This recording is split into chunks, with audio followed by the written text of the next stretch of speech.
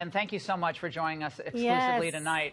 Great to be here, Laura. Thank you. Tell us about that conversation that took place, the recording we just heard. It was just a part of a recording from October of 2016. Sure. Omarosa, you, and Katrina Pearson. Of course. And first I want to start off by saying thank you so much for retweeting my statement last night. You know, I know it's been getting picked apart today, and that's really why I'm here, is because, you know, there's something seriously wrong with society when a woman can run around the White House and surreptitiously record people, possibly in violation of her own national security contract. But yet Katrina and I are the ones who have to come on national television and explain ourselves. You know, I've made it very clear, and I stand by my statement that I released last night, that, you know, the audio tapes that she's released, first of all, conflate two different conversations. One is with me, Omarosa, and Katrina. The other is also with me, Omarosa, Katrina, and Jason. But the distinction is muddled. And, you know, what you're hearing really, in my opinion, is not only verification that the president said very early on and very sternly and immediately that he did not use this derogatory term, but, you know, the more I hear this recording, what you're also hearing is a woman, Omarosa, who outright interrupts me during this interview and says, he said it, that's a lie. And, you know, why would she go work for him if that was the case? Well, was she interrupting you, you think, at that point in the recording? She knew she was recording it, and she wanted her own little insurance policy? Because she wanted to get it on the record that, oh, no, he said it. And well, you know, you raise a good point, because even my boyfriend this morning had said to me that, you know, the reason why Omarosa kept bringing this elusive N-word tape up is because she used it as opportunity to surreptitiously record me, obviously Katrina, possibly other people. This was something, you know, Omarosa has been obsessed with the N-word since 2004, when on Oprah Winfrey she accused one of the Apprentice contestants of calling her the N-word. Well, but you were a friend of hers, Lynn, and you're a very well-respected person within the administration. Thank you. I've heard that from a lot of different people, from a lot of different parts of the government. You're extremely well-respected. So you said last night that you never participated in a conference call with Omarosa and Katrina, and yet then we hear a recording of you in a conference call with Omarosa. So I read that, and I was like a little confused. Like, how did you forget that? Clarify, Laura.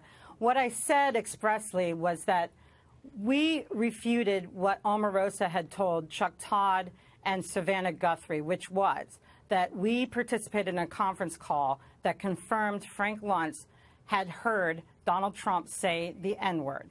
That never happened. Ah, okay. But so you did participate in calls, but just not a call as it was described by her. We never denied multiple calls about the elusive N-word tape or Apprentice tape, because Omarosa, again, was obsessed with this imaginary and quite frankly, fictitious figment of her imagination, which I now know to believe. But she was obsessed with tracking down something that she created. Lynn, what kind of person is she? You were friends with her, right? Yeah, I mean, obviously, she's known the president for 15 years. She was extremely loyal to him up until the day she wasn't. You know, the president, obviously, is extremely loyal to people who are loyal to him. He gave her multiple chances. And what's really sad here, Laura, is that the president gave her an opportunity to really help the African-American community. And instead, she did the exact opposite by blocking, you know, reputable Republicans, black Republicans, and influential members of the community to advance her own standing to the detriment of this White House. This was what she said today with Katie Tur responding to President basically saying it's good that John Kelly fired her like a dog. Let's watch. The president called you a dog this morning. What's your reaction? I think that it just shows you that if he would say that publicly, what else would he say about me privately? He has absolutely no respect for women, for African Americans, as evidenced by him instructing the chief of staff to lock me for 2 hours in the Situation Room to harass me, to threaten me and say that things could get very ugly for me and that there would be damage to my reputation. He is unfit to be in this office and to serve as the president. Your reaction, Lynne?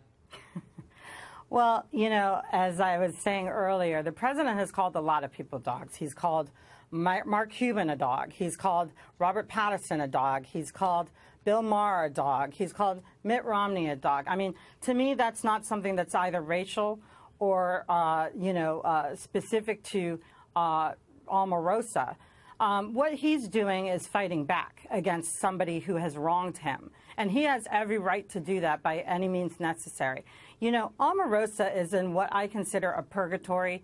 Neither the right or the left wants to claim her.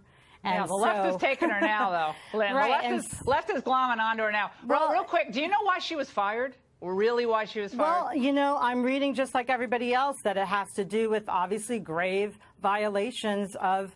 Was she riding around on a vehicle, a government vehicle? Well, like you know, errands? I can actually verify that one time she asked me if I was with her at the White House. She said that she had to go meet somebody at this restaurant on 7th Street. You know, we both lived across the street from each other and different on Pennsylvania Avenue. We went via a White House car service to this restaurant. As soon as we walked in, she said, "Lynne, don't turn around, but has the SUV left yet?" And I looked, and he was still sitting there, and she said, "They're on to me. They're waiting to see if I come out of this restaurant." Because it was really only 2 blocks away from her apartment, and it occurred to me what she was doing. Oh, and yeah. here I That's am cute. standing in the foyer of this restaurant with Omarosa trying to hide.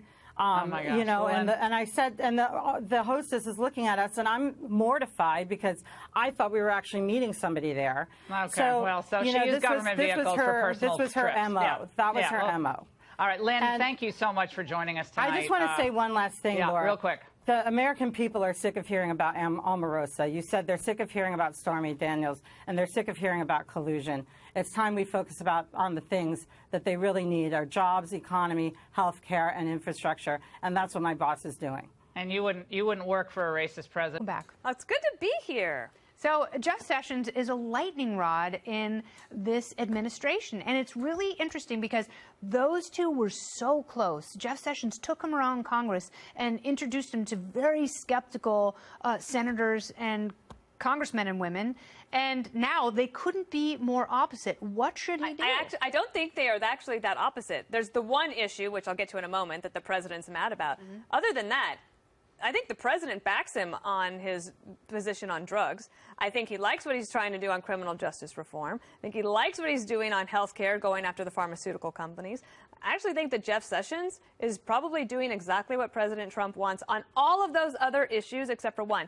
If the president has the courage of his convictions, instead of trying to dehumanize and malign his attorney general and basically trying to destroy the institution of the Department of Justice, fire him. Do you feel bad for him? No, I don't. I mean, everybody serves at the pleasure of the president. If Jeff Sessions is getting pleasure out of this, I would be surprised. But I would also say I think that he is a patriot. I think he was the first believer in Donald J. Trump. I think that counts for something. I mean, basically, the president. So was Omarosa, though. That's true, but Sessions is not going to write a tell-all. It's like comparing Omarosa and Sessions is like a disgrace. Like that can't actually be in the same sentence. The other thing is, Jeff Sessions made a principled decision to recuse himself from the Russia investigation. So they disagree with it. Fine. So either fire him or accept that he made a principled decision that you disagree with. And if President Trump thinks that firing Jeff Sessions will be problematic, I actually think, keeping him around, I don't know if that's actually helping him either. I don't think it helps anyone. I think Jeff Sessions is so wrong on so many issues. Yeah. I like that the president is listening to people like Jared Kushner because Jeff Sessions has rolled back one of the few good things that Eric Holder did in that Justice Department was issue some memos, not only on sentencing guidelines, but also on how the federal government should interact with states that have legalized marijuana. Well, not only that, but on asset forfeiture. Yeah. I mean, there are concerns there, I know, for Sessions Sessions is horrible on civil and right, but I also think that I don't think that President Trump and Jeff Sessions are far apart when it comes to most policies. I think that the president is being pulled to the evolving side of this debate where his son-in-law is. And I think Jeff Sessions is firmly entrenched in an area of law and order, which, you know, it's going to lose favor with the coming generation of voters, regardless of whether or not they're Republican or Democrat.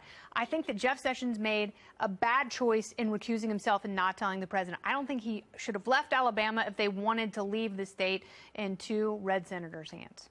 Well, right. Well, I mean, but who would have thought that you would not have a Republican replace Jeff Sessions in Alabama? That was, I mean, that we all know what happened there. I mean, the Republicans decided to put Roy Moore in that position, and that turned out to be disastrous. Look, I don't know. The president uses Jeff Sessions as the way to talk about the Mueller investigation as a witch hunt. If it wasn't for Jeff Sessions, I don't know. Now Peter Strzok is gone.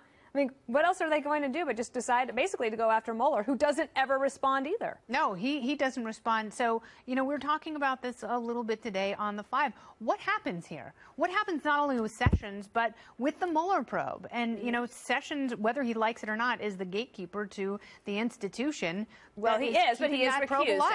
And I don't know if you saw in the Wall Street Journal this weekend, there was this big story that said that President Trump and Rod Rosenstein, now they're getting along great and their relationship is fantastic. It actually said, it's fantastic, their relationship. So I don't think that people in the Trump administration have a lot to worry about when it comes to Rod Rosenstein. I'd let the investigation end and appropriately be able to walk away from it and say, okay, now we're going to focus on all the other things. And I also don't think they're hindered in getting things accomplished because of the Mueller investigation. This administration moves at lightning fast speed. And I think they learned that from the Clinton administration. You can get an investigation and compartmentalize and win re-election. You're absolutely right. And you know, we shall see what the road holds. It's been crazy and winding up to this